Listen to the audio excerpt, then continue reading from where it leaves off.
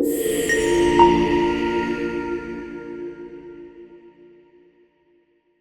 welcome back to the channel, Chasing 4-5. Lyman here and here with Bryce.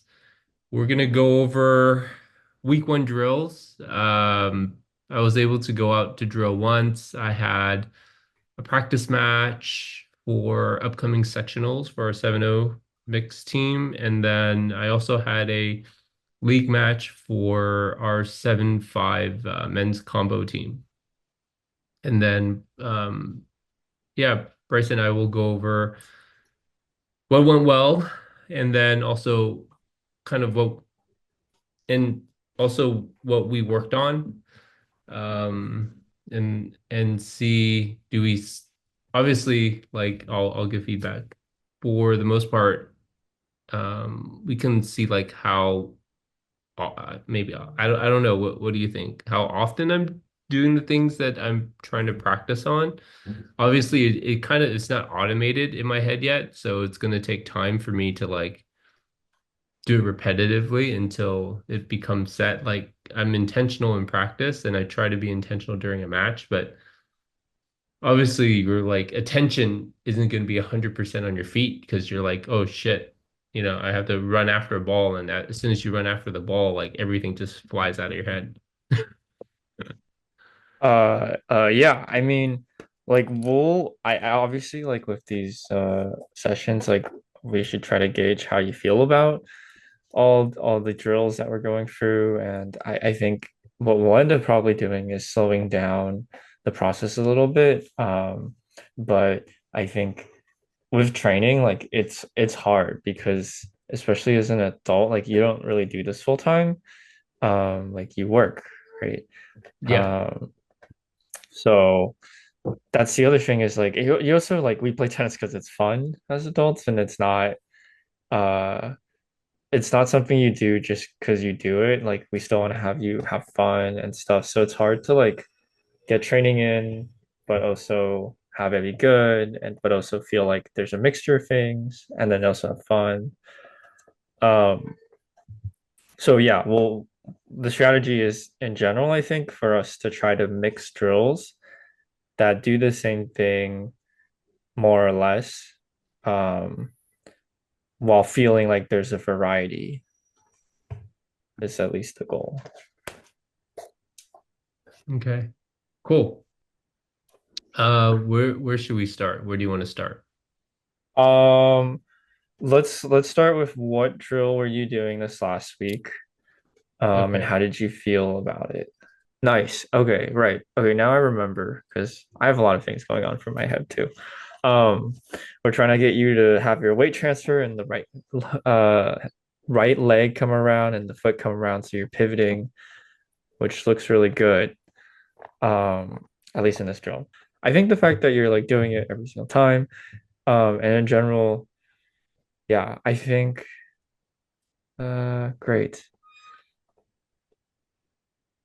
This is where I got gassed. You're gassed from this drill.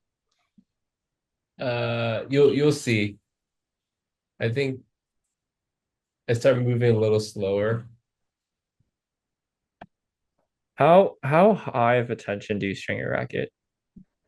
What am I using with this one's at 50. The one I was using is the RF.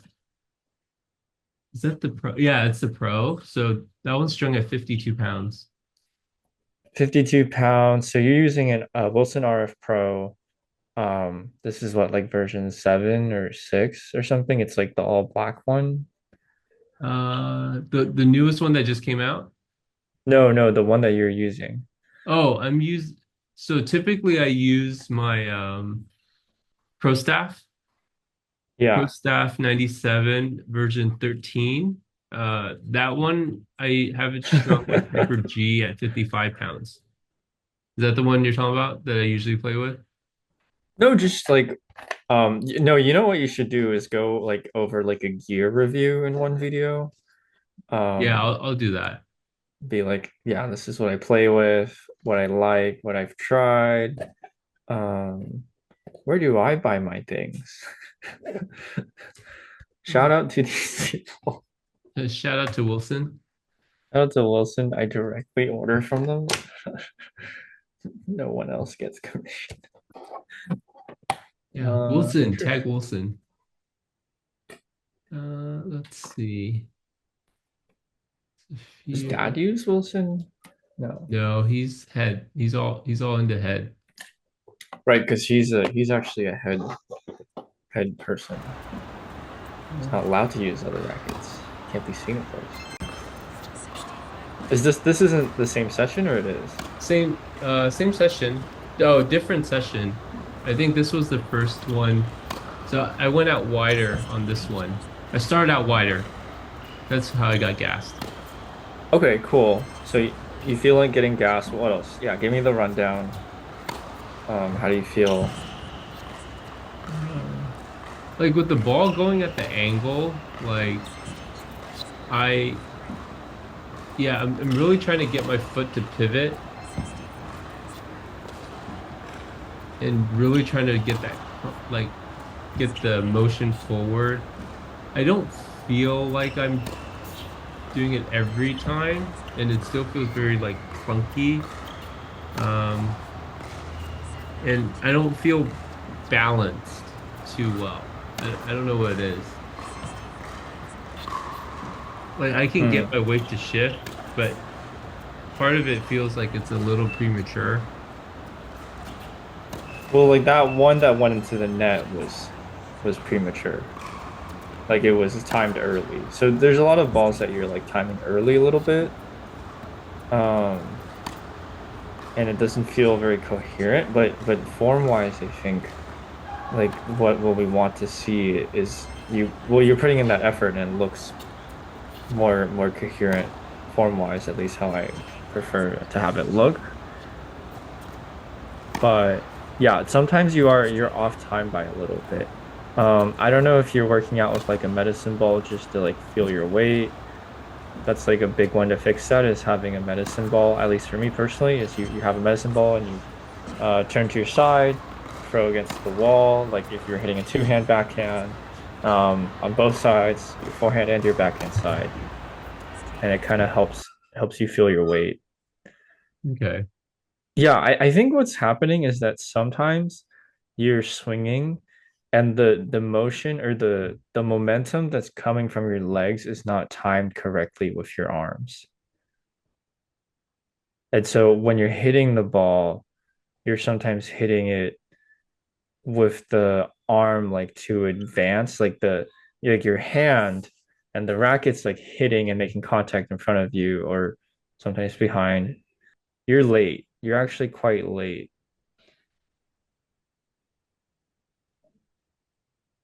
Your shoulder already like rotated and then it stopped, and then now your hand is making contact.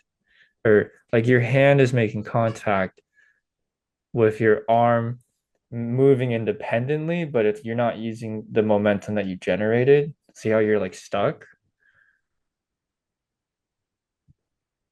You're late and you're also, too close to the ball, but you still get around, which is great. And that's all we really want from See, I got softball. lazy here too. It's hard.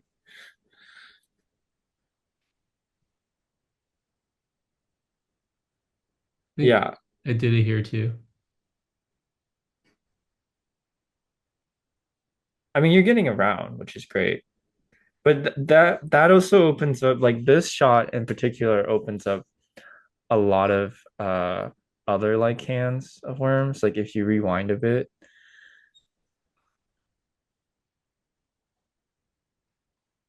yeah, you're not late too much, and then but you were kind of like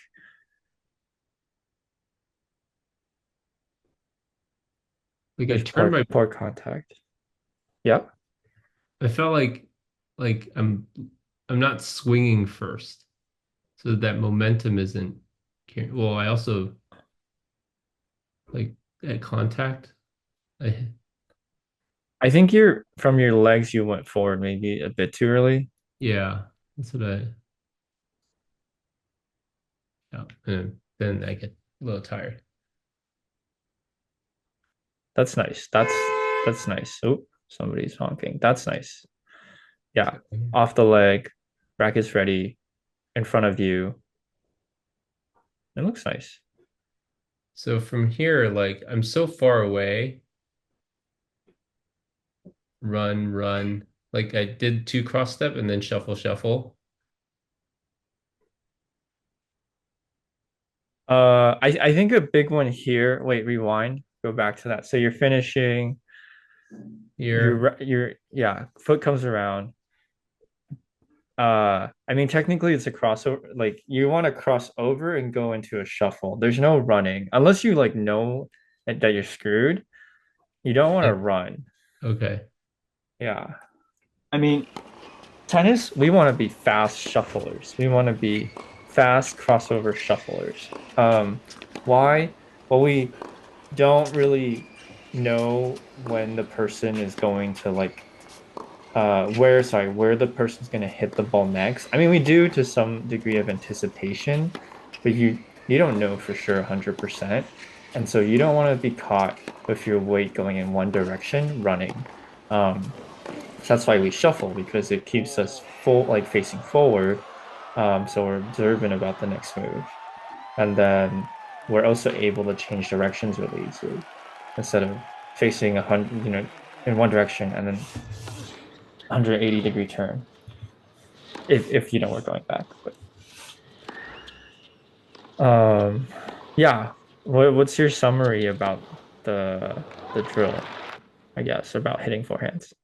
Yeah, the drill for me, like I literally just wanted to focus on the weight, like the turn, the foot stepping out, right? Split foot stepping out, and then um and then making sure my left foot is pointed more forward so I can get the turn and really trying to feel like my weight shifting forward.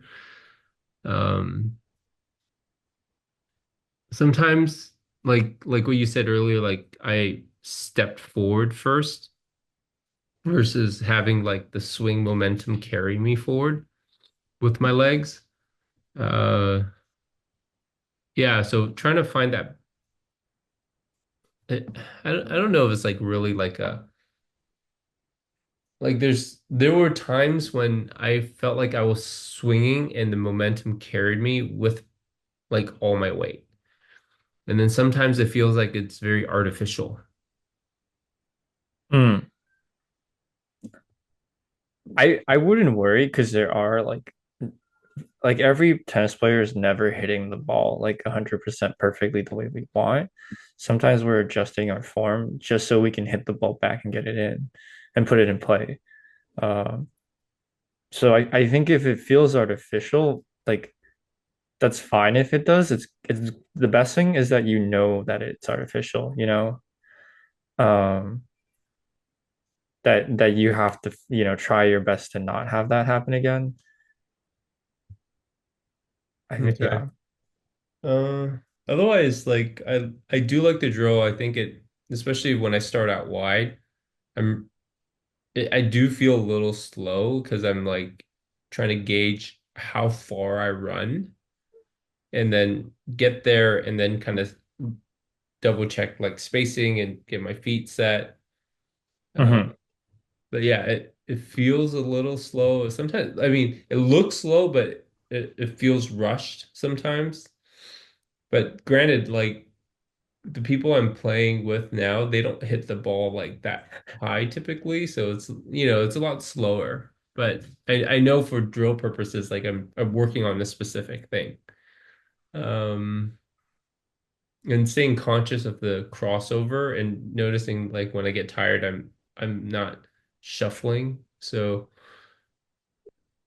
overall, I think it's just good for me to focus on those specific things so I don't have to like think about it in the future, right? I'm not thinking about, oh, am I stepping right? Because I know my body's going to automatically pivot my right foot that way and like I'll always set. Um, Watching the video, I think I noticed like I think my feet sometimes are way too close. Mm. I think on one of them, I felt like my feet were kind of like weirdly positioned versus like so maybe that caused a little bit instability. Um, yeah, so I'll probably want to do a little bit of like extra work with like a medicine ball and split step, take maybe one or two steps and then load and Hmm. work on that weight transfer. Um, then plus drilling so I can see how that looks. But overall, I think I get what the drill's supposed to do. Would I just need to do more of it. Yeah. Yeah. I think we could just have you keep doing forehands. What else?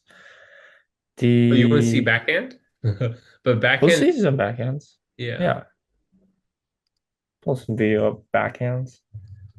I think I it's did good. I just a think. little bit of backhand. And I was at this point I was pretty tired. I mean, I think like with the drill, like knowing that you're getting there and you're feeling like offset, and you have to adjust. There's like a you have to account for like how far your like arm is to your body and how close it is to the ball, and it gets hard um to check for everything.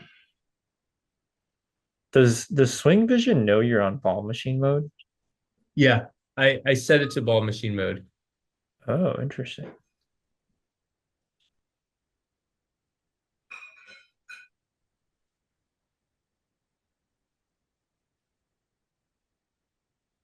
I mean, this looks good. You're not framing the ball, so nice. What?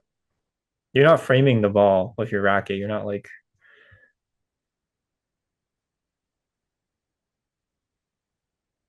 you're actually hitting it with your strings and not what I Oh do where yeah. I sling the ball into the court with the frame of the racket. Okay.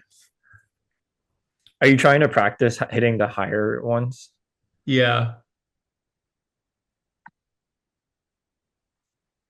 That one you turned too early. Hold on. This one. Yeah. Oh, yeah, my body turned Yeah. You versus want to you're much better angled on the other ones, I'd say. I turned too early. No. Yeah, I turned early here too, right? A little bit. I mean, your racket just doesn't need to come around you that far. Like if you're hitting it straight, your racket ends straight, and then you're turning. So you're hitting, and then you hit, and your racket ends up that way. And then as you're done hitting, and you turn and you recover, but they're two different motions, technically. So your racket just doesn't need to come around like across your body so much. Oh, like that. Yeah, that was a little better because you're slower.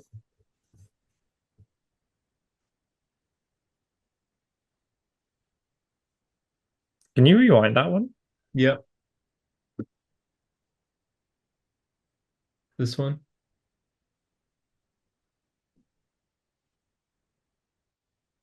Yeah. Yeah. You got to use your left arm.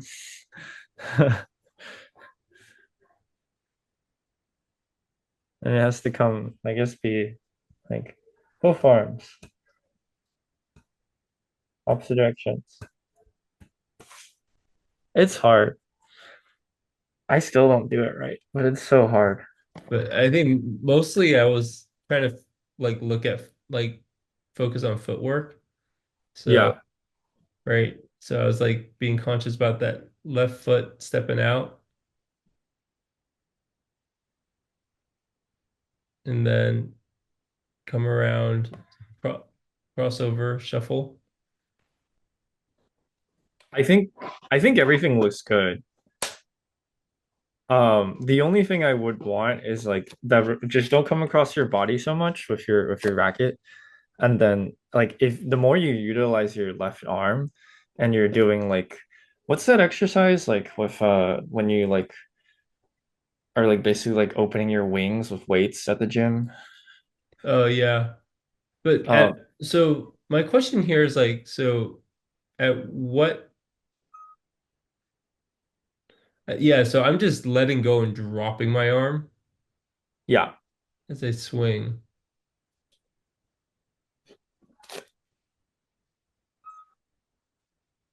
So your question Like, where do I release to go the other way? with your left hand, your Yeah, left arm. with my left. So like, if I go, see, I'm going here, here, here, here, and then I drop. So is this as soon as I pull down? Does my question make sense? Like, at what point do I like send my arm back? Like where you're letting go of the racket with your left hand is fine. It's just like as you start moving past the center of your body, like your hand left hand kind of naturally goes with the racket a little bit, but as your right racket hand like reaches the center of the body, then you want to start like also moving backwards with your left hand. You want them to feel more or less in sync. Because what your left arm is doing is acting as a counterweight and offering stability for your shot. Because you obviously get a lot of power just by like swinging and like like throwing your throwing your whole like right arm at the ball and just like caveman flinging it. Um, but that doesn't like set us up for a lot of control. Okay, I'll look So for a video of like a pro. I would say like someone who's clean is Federer. I think everyone says he doesn't have the, key video here. Everyone says he doesn't have the best one-handed backhand, but I think it's one of the like technically more cleaner ones. It's not like the most powerful, but you can see like he draws a lot of consistency from it instead of like I personally think Gasquet and like Dominic Thiem have like really ugly backhands. Um, and they don't seem like particularly controlled backhands either. But like Dimitrov, Federer, really nice, clean technically, and you can see like every distinct movement. There's a lot of control, and well, this is for later, but like you can also see Federer if you like hyper slow it down. You can see him flicking his wrist forward as he's like hitting the ball. So his arm comes through and he like brushes forward with his wrist.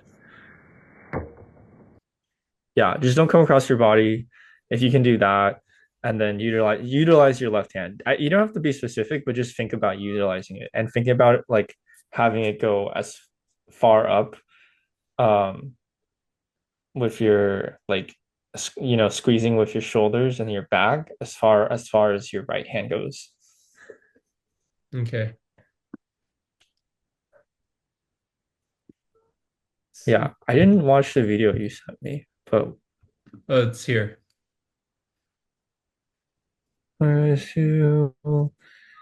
yeah, doubles.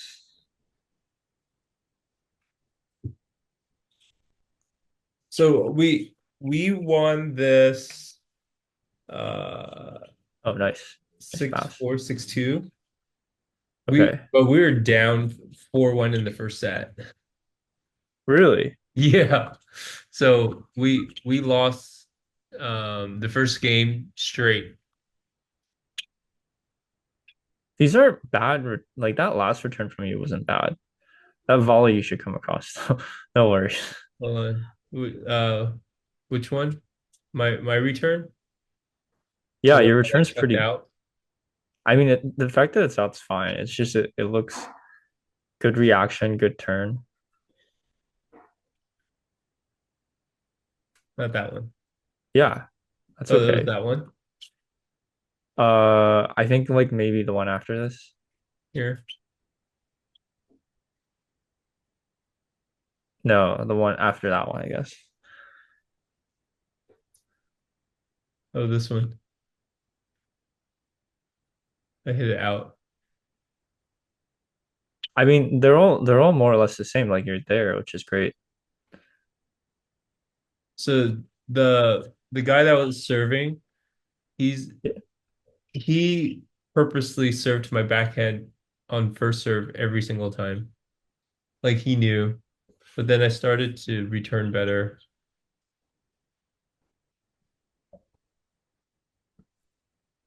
Good look. That's a good look right there.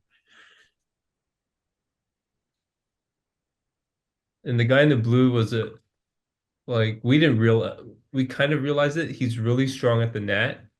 Hmm. Um, so we started having a lot of issues dealing with him. What club is this? Scott Valley in Marin. Mm, My partner, he's the 4-0 in the match.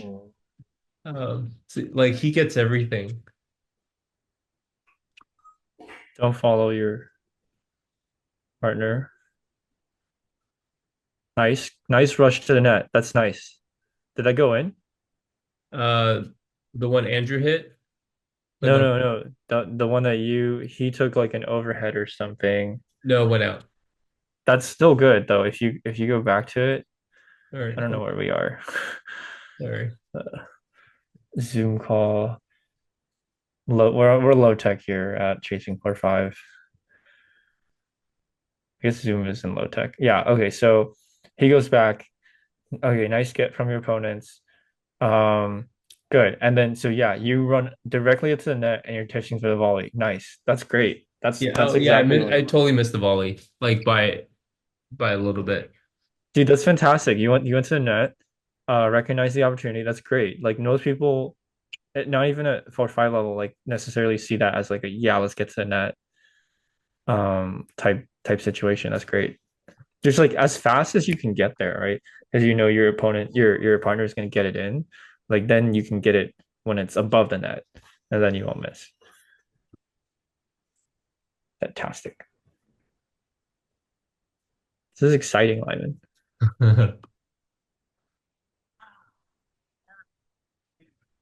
Okay, I think I have a new drill for you because we there's something I wanted to talk to you about your forehand that will help you focus on your arm a little bit more, and the weight shift maybe will all come together. Okay. But we can watch a little bit more doubles before we get into that. Well, what I was going to say is that if you're a careful viewer, you can see that Lyman slices a lot on his forehand when the balls are actually kind of short. Um, and sometimes they do kind of pop up, which is, you know, you don't want that. Nice. See how Lyman takes his forehand. Nice. What day was this? This was yesterday. Oh, okay. Did he just drop shot? Oh, Yeah, Andrew did a drop shot.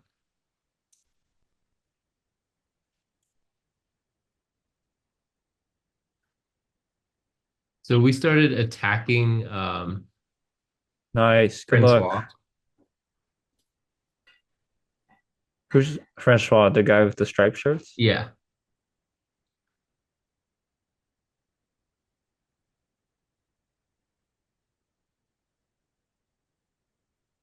Okay.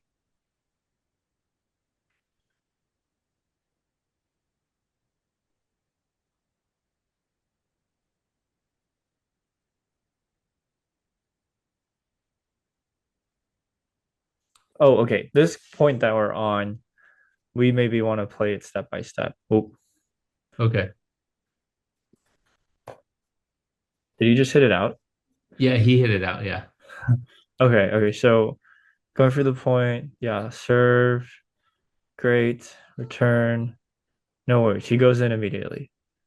Yeah, he does that a lot. Yeah, that's a good play, generally speaking. Um, Especially because you have a lot of time. And then we attack Francois, which is part of the plan. Nice. Or, bleep out name here. This it doesn't matter because it's first names. You go to cover. Great. Ah, it actually goes quite high. Nice.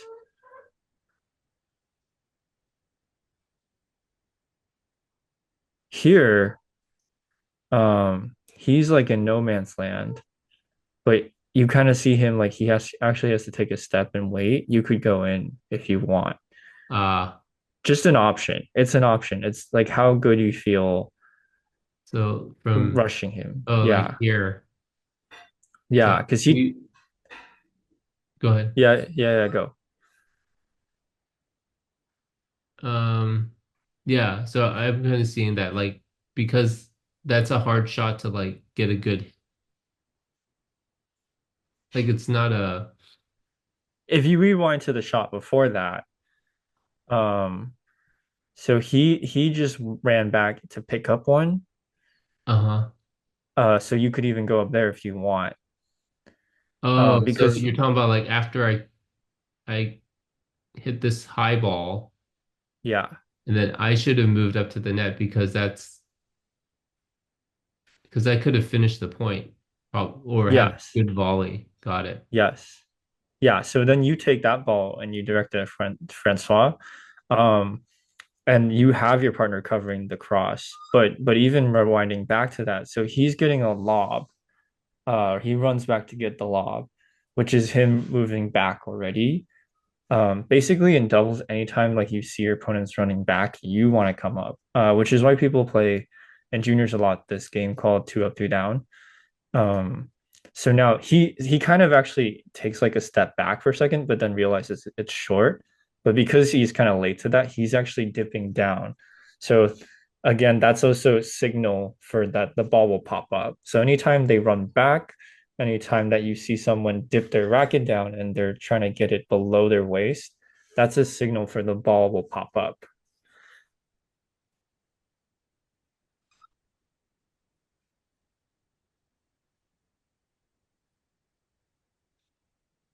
I mean, these are subtle body language clues that are hard to read. And Yeah, yeah, anytime the ball is above you, you back up.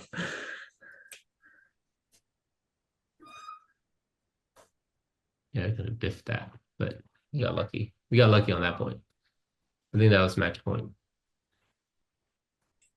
Nice. Uh, That was match point. Or it's just the five longest rallies. oh, okay. Yeah. I mean, here you're moving great. Good movement. Didn't stare back at your partner while he took that. Yeah, that was great. We saw you shuffle. We saw you cover down the line, pressure. Maybe go back to that one actually. The one where okay, hold on. The last point that we saw. But this is we can watch this too. I don't know where we are. What's going on? Oh, okay.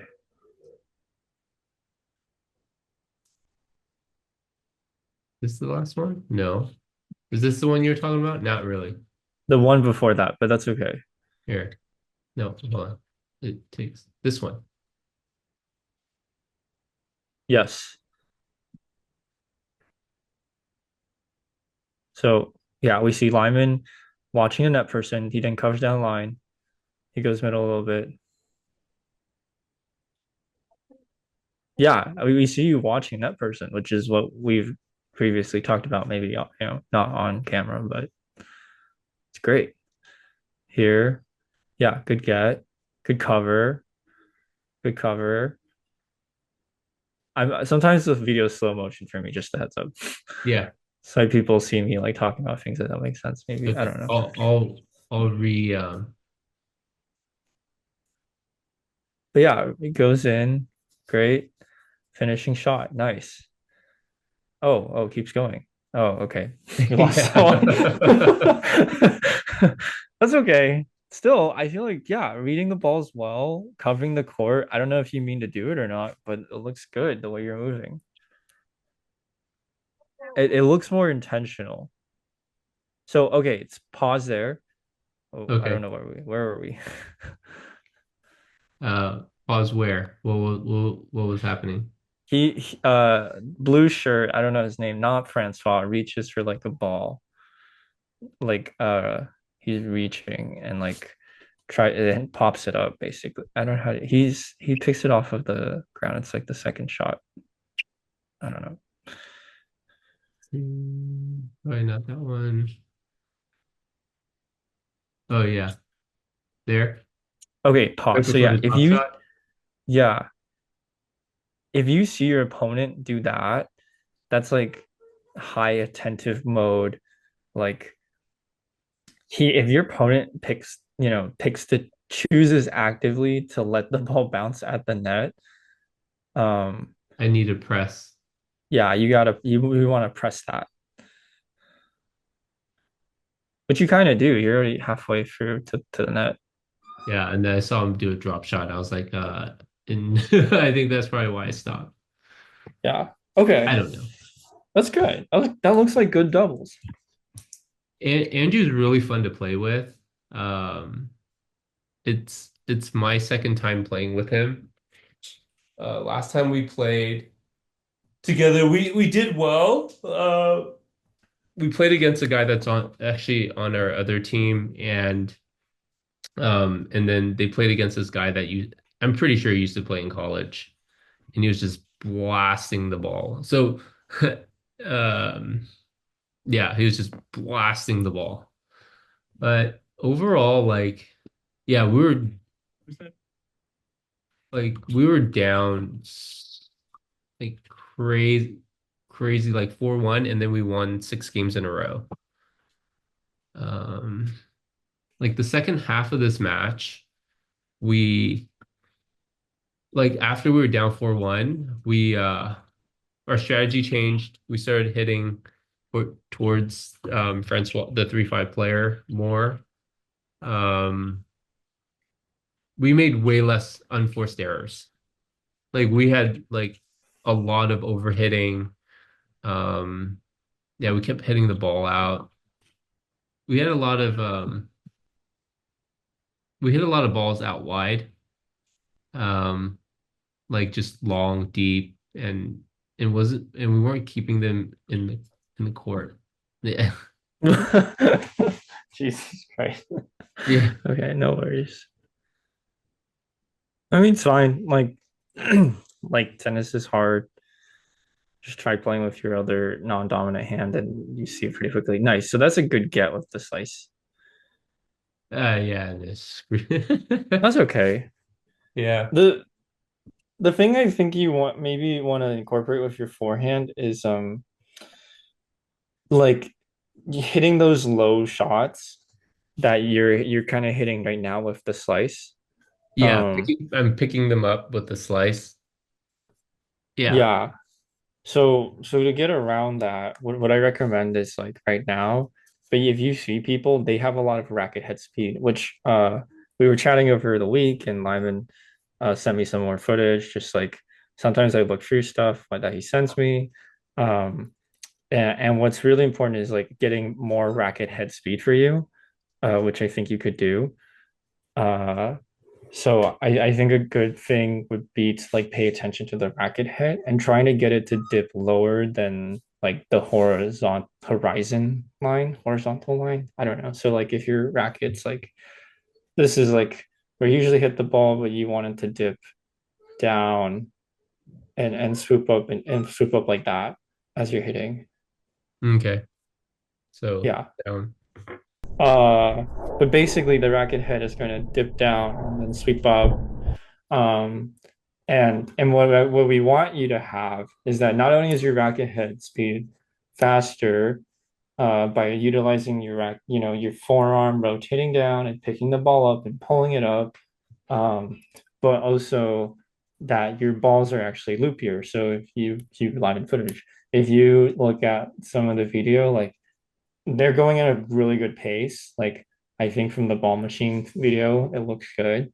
But then like what we also want the ball to do is actually have top spin. So after the second, which they have top spin, don't get me wrong, but after it bounces, we want it to pop up higher than than it came over the net as.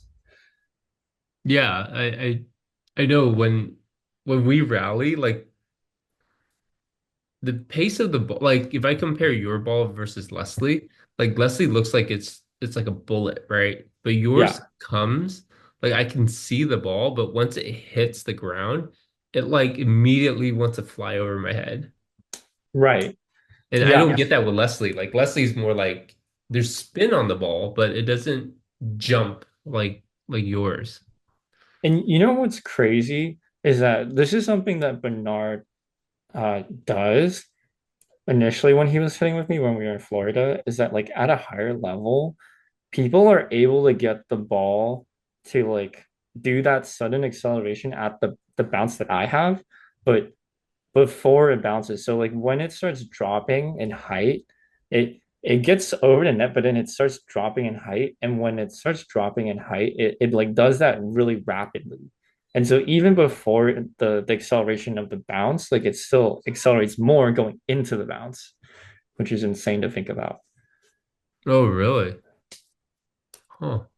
Yeah. So like imagine the this feeling that you get from the bounce that I have. There's people that the ball, you know, sinks and just like anchors into the ground and then comes back up at the same kind of acceleration. Um, which is why I asked you what you swing your racket at, because you can kind of cheat and do it because it's part of an effect of like having low string tension because you're kind of like sagging the ball into your nets a lot of your strings. That kind of generates that spin for you. Hmm. Artificially or not, I don't know, but you know, part of it. Okay. Good to know. But Yeah. I want to be able to do it at the string tension I have. For sure, Yeah. I don't know. No, no. Yeah, what's up? That it's just for some reason like I tend to like I don't know miss hit more. I don't know if it's like miss hitting, but just feels different at a lower tension.